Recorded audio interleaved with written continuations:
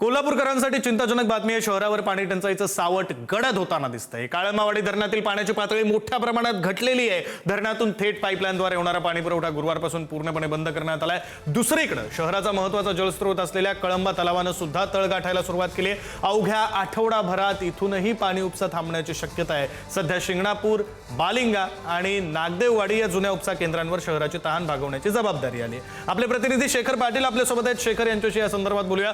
शेखर, आता ही परिस्थिती उद्भवलेली आहे, समोर आहे, दिसते आहे, आता प्रशासन कशा प्रकारे सज्ज आहे? प्रशासन काय पावलं उचलते?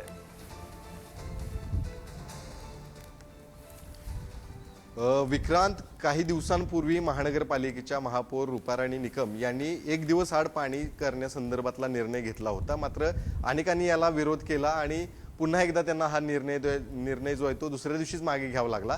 मात्र आता त्याचे परिणाम जे आहेत ते आता आपल्याला दिसायला लागलेले आहेत।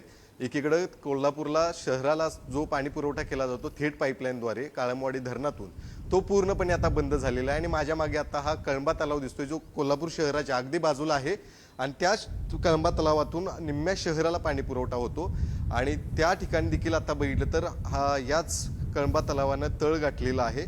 केवळ आठवडाभर पाणी शिल्लक या तलावात राहिलेलं आहे, जे पुरेल असं वाटतंय। मात्र दुसरीकडे हे संपूर्ण तलाव जर बघितलं तर पूर्णपणे कोरडा ठाक असा पडलेला पाहायला मिळतोय।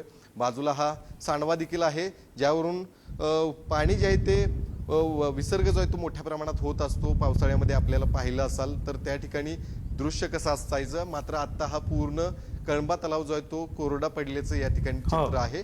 नाही खरं, आणि त्यामुळे कोल्हापूरकरांची चिंता यामुळे वाढलेली आहे। शेखर, धन्यवाद तुम्ही दिलेल्या या सगळ्या माहितीसाठी।